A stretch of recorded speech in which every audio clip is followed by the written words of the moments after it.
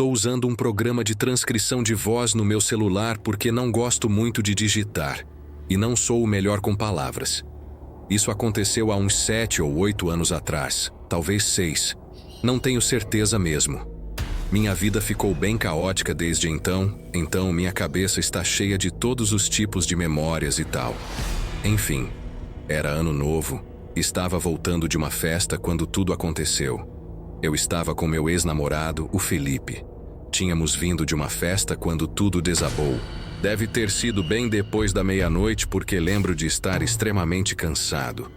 Também tenho certeza de que você não precisa que eu diga que dirigir na noite de Ano Novo não é exatamente a decisão mais inteligente, mas não tínhamos opção.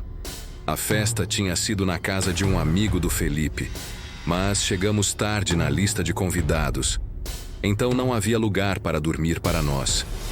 A volta era bem longa, uns 30 minutos mais ou menos. As ruas estavam praticamente vazias, coisa que fiquei grato. Tinha nevado cedo naquele dia, então as ruas estavam geladas pra caramba. Honestamente, a última coisa que eu precisava era de desviar de trânsito. O Felipe estava meio dormindo no banco do carona.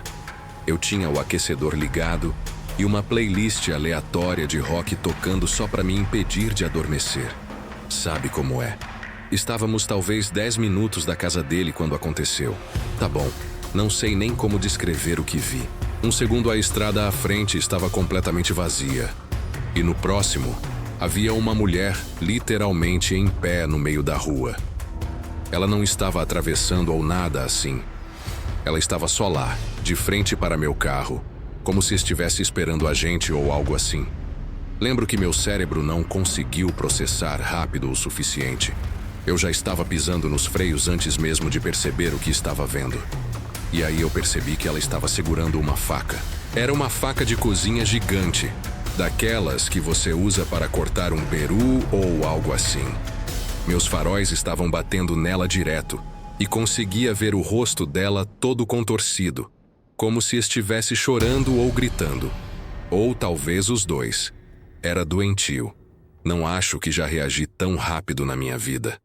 Puxei o volante para a direita para evitar bater nela, mas no segundo que fiz isso, ela se atirou no carro.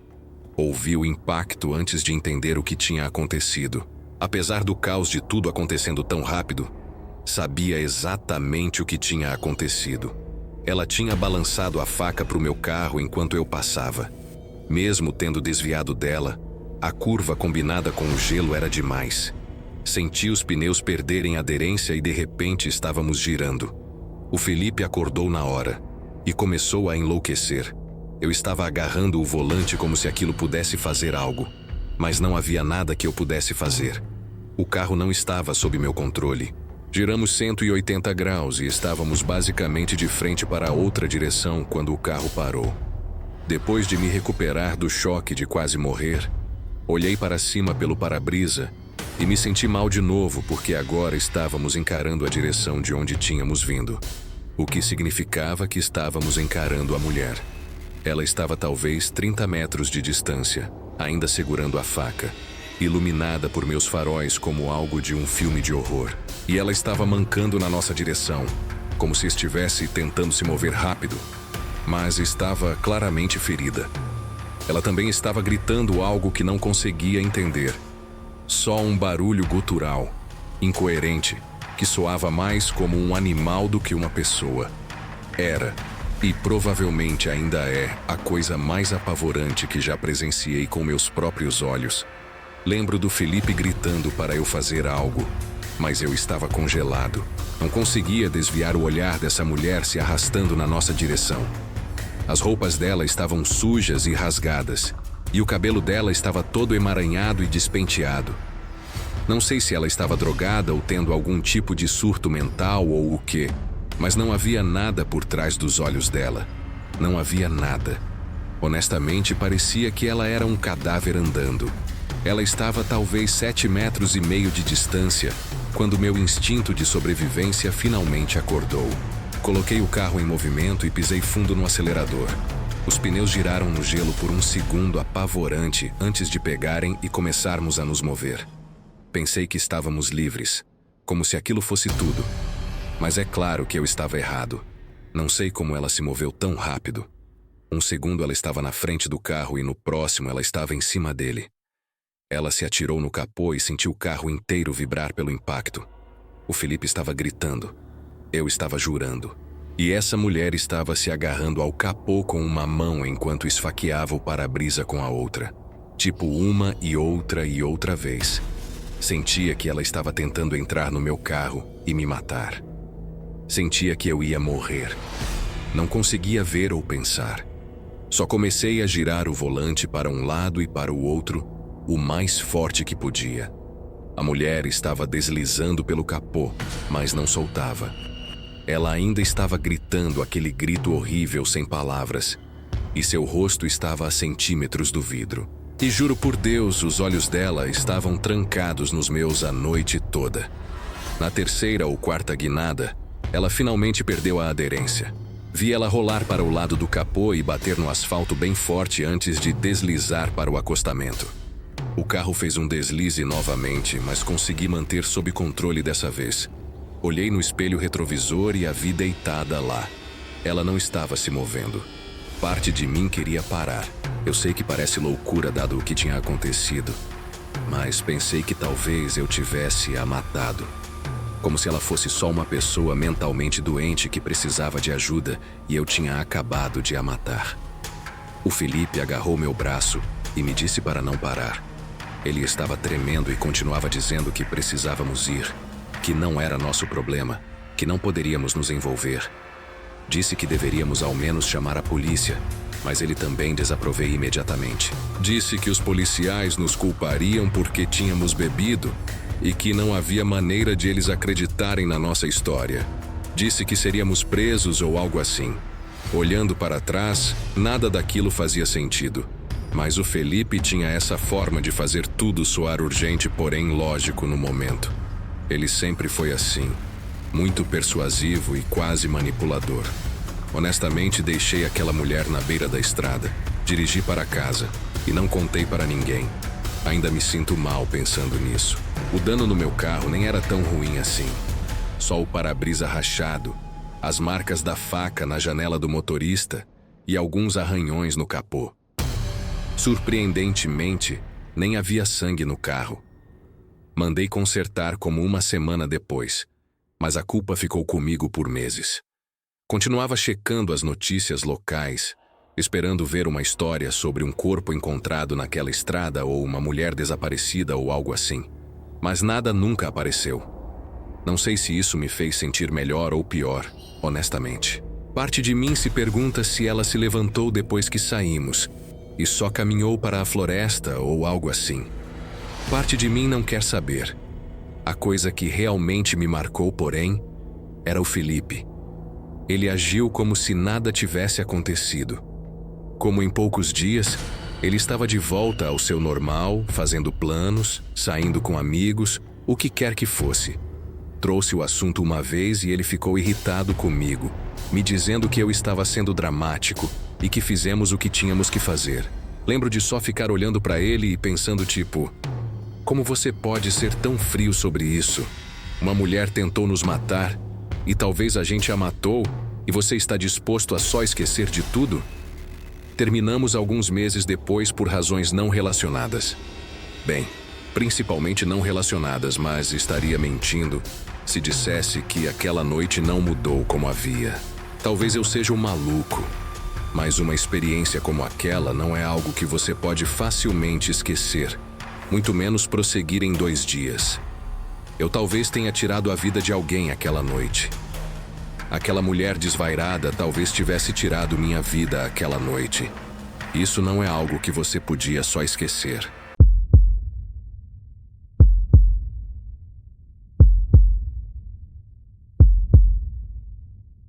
Fui à Universidade de São Paulo para minha graduação.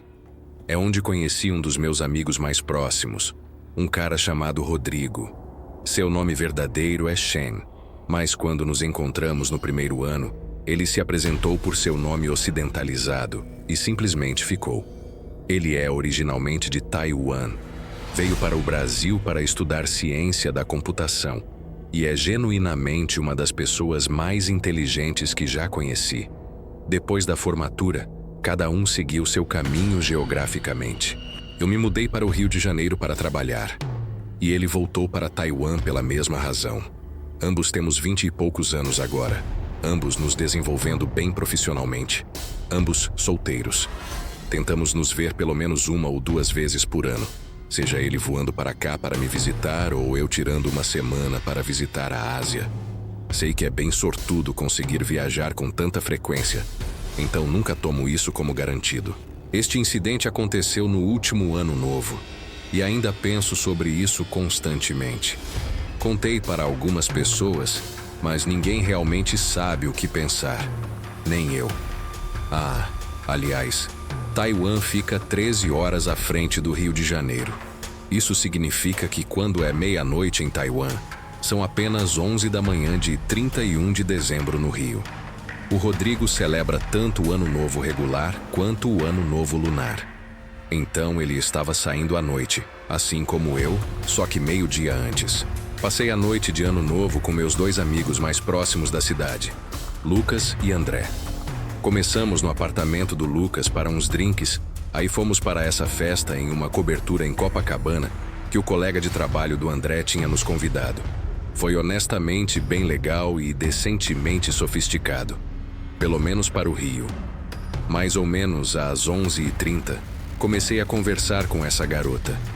Ela estava em pé perto do bar sozinha, e eu honestamente só caminhei e me apresentei. Tivemos uma conexão imediata. Ela tinha essa energia sobre ela que não consigo realmente descrever. Muito fácil de conversar, engraçada, envolvente. Conversamos por talvez 5 minutos antes dela me puxar para a pista de dança. O nome dela era Mira. Lembro de pedir para ela repetir porque nunca tinha ouvido antes.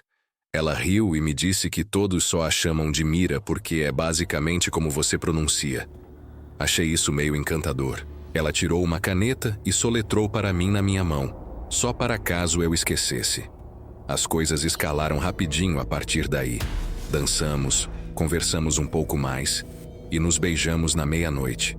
Perto das 12h30, ela perguntou se eu queria sair dali. Então chamamos um Uber de volta para meu apartamento na Zona Sul. Vou pular os próximos detalhes, mas vou dizer que foi uma ótima noite. Ficamos acordados conversando por um tempo depois e aprendi uma boa quantidade sobre ela. Aqui está tudo que lembro. Ela era originalmente de Curitiba. Era uma artista, mais especificamente uma pintora, e mencionou que costumava fazer grafite e murais antes de fazer a transição para a coisa mais tradicional. Seu nome do meio era Marina, que também era o nome de um dos seus gatos.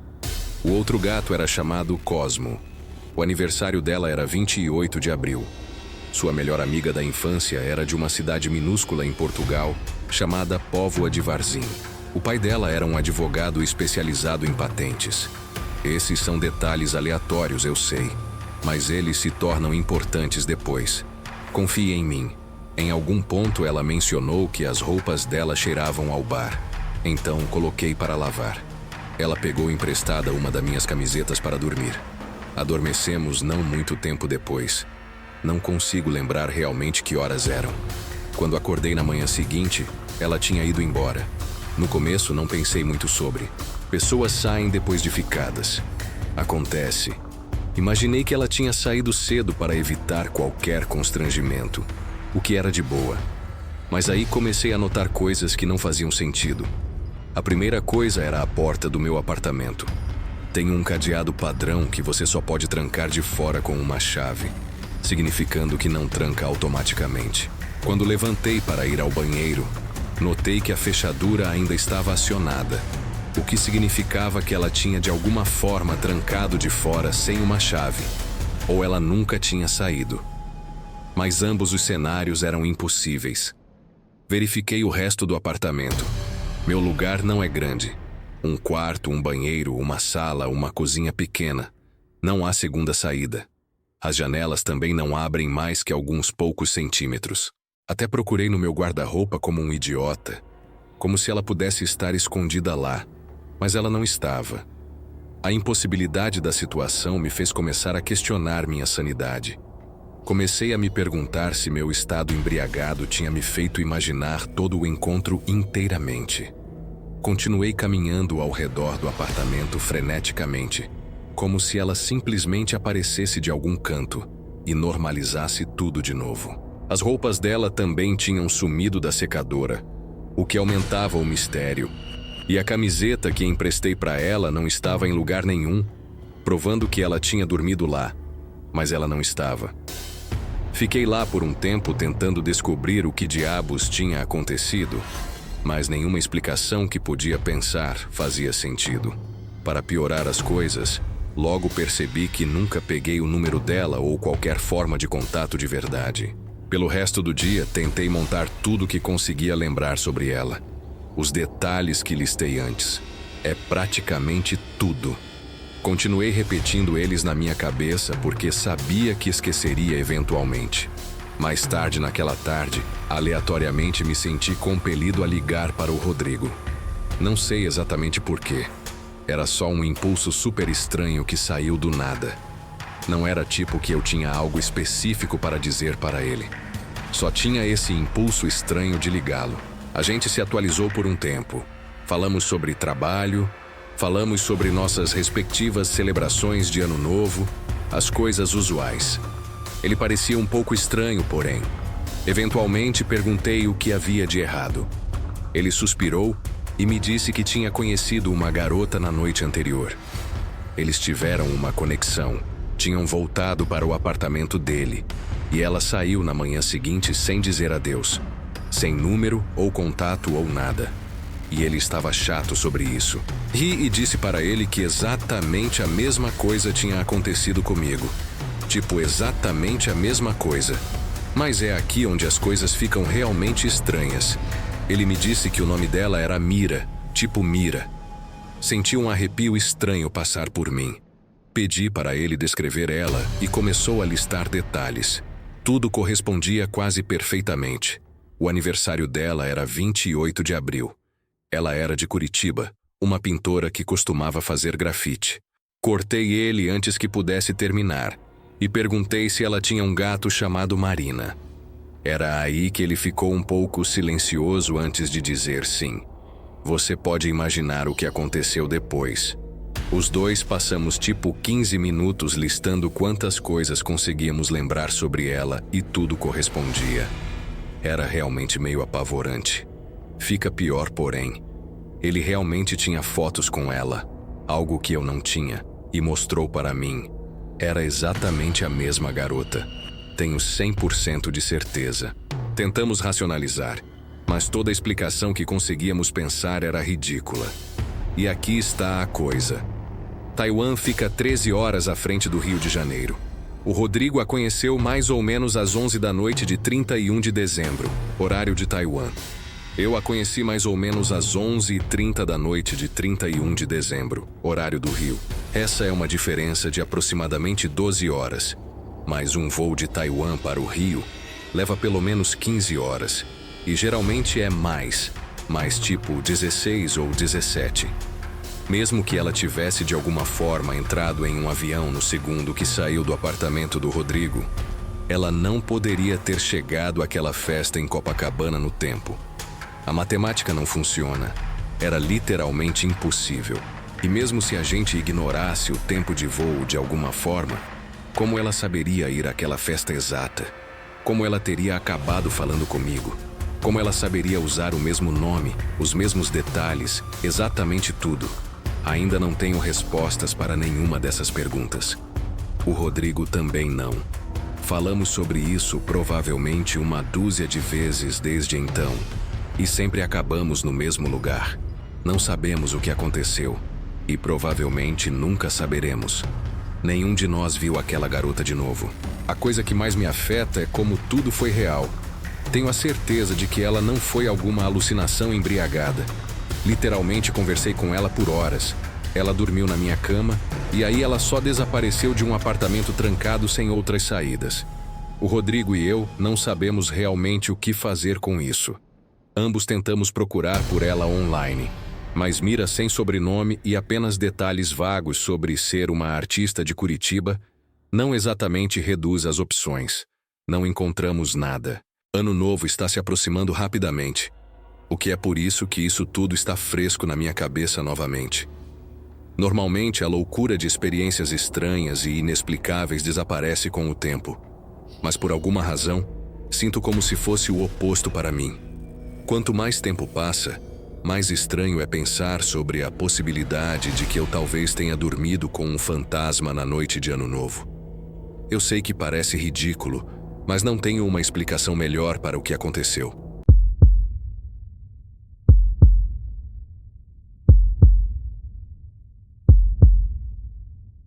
Essa história é de meu pai. Antes de ter filhos, meu pai e minha mãe viajavam bastante. Ele tinha feito alguns movimentos comerciais inteligentes no meio dos seus 20 anos, então tinha dinheiro para gastar e tempo livre para gastá-lo. Ambos eram grandes esquiadores, mas o único esqui bom que era acessível da cidade era em Campos de Jordão. Então, ao longo dos anos, eles compraram algumas chalés lá. O primeiro era em uma região um pouco isolada que eles compravam de um cara chamado Senhor Ferreira, que morava em um apartamento bacana na capital. Era esse lugar velho de persianas pretas que meu pai sempre chamava de Casa Escura, parcialmente por causa das persianas e parcialmente por causa do sobrenome do dono anterior. Eles vendiam frações para amigos e mudavam coisas a cada alguns meses para ajudar a cobrir os custos. Mantiveram o lugar por alguns anos, antes de eventualmente mudar para uma segunda propriedade. O segundo chalé era aproximadamente no meio entre Campos de Jordão e uma cidade maior, bem ao longo de uma estrada principal e o que os locais chamavam de Vale dos Lagos. Tem tipo 5 lagos em sequência ao longo daquele trecho de estrada, e a casa ficava bem na beira de um deles. O amigo do meu pai, Ricardo, e sua esposa, Beatriz, entraram naquele com eles. Ricardo e meu pai tinham sido amigos desde a faculdade, e os 4 iam tirar férias lá bastante regularmente. Isso aconteceu em uma noite de Ano Novo. Não consigo lembrar exatamente que ano, mas era óbvio antes de eu nascer. Beatriz e minha mãe estavam fora para um casamento de uma amiga ou algo assim. Não consigo realmente lembrar dos detalhes específicos, mas não é tão importante. O que importa é que Ricardo e meu pai decidiram tirar uma férias para Vermont, só os dois, para comemorar o Ano Novo. Era a noite de 31 de dezembro. Os dois estavam andando para cima, abrindo algumas cervejas e só se atualizando. A parte de cima daquele chalé tinha essas janelas de comprimento total que olhavam para o lago. Então eles sentavam lá, ouviam música e observavam a neve. Estava nevando, é claro, mas não tão pesadamente que você se sentia preso. Meu pai disse que era realmente pacífico aquela noite. Um daqueles momentos que você compartilha com um bom amigo, onde você está feliz apenas de estar longe de tudo. Eles tinham o rádio ligado, esperando ouvir a contagem regressiva. E aí, de repente, as coisas ficaram loucas. Estavam no meio de uma conversa quando um enorme flash de luz veio de algum lugar no outro lado do lago. Meu pai disse que seu primeiro pensamento foi fogos de artifício.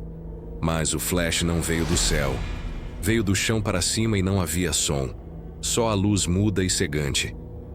Ricardo se levantou e caminhou para a janela tentando fazer algo lá no outro lado do lago. Meu pai perguntou o que ele estava vendo, e Ricardo disse que achava que tinha visto algo se movendo lá. Era escuro, obviamente, mas havia visibilidade o suficiente da neve no lago congelado que você podia ver se concentrasse. Então, depois de alguns segundos, Ricardo se torna convencido de que há uma pessoa lá. Meu pai disse a ele que era impossível. Não havia casas do outro lado do lago. Não havia trilhas, não havia estradas, não havia nada. Era só pura floresta do outro lado do lago. Mas Ricardo não estava aceitando. Começou a colocar seu casaco e botas, dizendo que ia dar uma olhada. Meu pai tentou dissuadi-lo, mas Ricardo já estava no meio da escada. Meu pai pegou sua jaqueta e seguiu. Os dois explodiram para o deck traseiro, e é quando eles ouviram uma voz jovem. Soava como um garotinho gritando: "Ajuda!" repetidamente. Meu pai disse que era fraco no começo, mas inconfundível.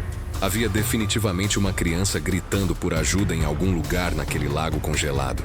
Tinha feito muito frio por meses, então o lago estava completamente sólido, sem questão sobre. Meu pai disse que eles nem pensaram duas vezes, eles só começaram a caminhar pelo gelo. Conforme se aproximavam, conseguiam ver uma figura em pé no gelo, talvez 20 ou 30 metros de distância da margem distante. Era pequeno, uma criança de verdade. Meu pai disse que conseguia ver a forma dele contra a neve. Mas aí havia outro flash. Meu pai disse que era tão brilhante que teve de cobrir o rosto e cair de joelhos. Não conseguia ver nada por alguns segundos. Aí, quando finalmente abriu os olhos e olhou para cima, a criança tinha sumido. Não havia nada lá além de gelo vazio e neve. Meu pai disse que foi aí que ele e Ricardo foram de curiosos para apavorados. Viraram e começaram a correr de volta para a casa. Meu pai disse que estava correndo tão rápido quanto conseguia sem escorregar. Ricardo estava a alguns passos à sua frente quando de repente gritou e apontou para a casa. Ele estava dizendo que havia alguém na janela, mas não um adulto, uma criança menino. Meu pai olhou para cima, mas não viu nada além do vidro escuro refletindo a neve. Ricardo jurava nos nomes sagrados que tinha visto uma criança em pé bem ali olhando para eles. Meu pai não sabia o que dizer. Ele só queria entrar. Chegaram à casa e vasculharam o lugar inteiro. Cada quarto, cada guarda-roupa, cada canto. Mas não havia ninguém lá. As portas estavam todas trancadas e as janelas estavam fechadas. Não havia sinal que alguém tivesse estado dentro. Decidiram chamar à noite por aquilo. Meu pai disse que nenhum dos dois realmente queria falar sobre o que aconteceu. Eles só foram para seus quartos e tentaram dormir. Nenhum deles tinha sequer notado a meia-noite chegar e passar. Meu pai acordou 2 vezes aquela noite. Ambas as vezes ele jurava ter ouvido uma criança rindo em algum lugar da casa. Ele ficou lá na escuridão ouvindo, mas sempre parava antes que ele conseguisse descobrir de onde vinha. A coisa que mais o apavorava não era a criança no lago ou a figura na neve. Era a luz, aquele flash brilhante e cegante que saiu do nada. Ele disse que ele e Ricardo falaram sobre isso por anos depois, tentando encontrar algum tipo de explicação. Relâmpago, um sinalizador, fogos de artifício de alguma cidade distante. Mas nada fazia sentido. Simplesmente não havia fonte. Só aconteceu 2 vezes e aí acabou. Eles acabaram encurtando as férias. Meu pai disse que nunca falaram sobre aquela noite com minha mãe ou a Beatriz. Não até anos depois, no mínimo. Meu pai ainda não sabe o que aconteceu lá. Ele me contou essa história talvez 3 ou 4 vezes ao longo dos anos. E toda vez que chega a parte sobre a luz, ele só meio que desaparece. Perguntei a ele uma vez se ele achava que era algo sobrenatural. E ele só deu de ombros e disse que não sabia qual outra coisa poderia ser.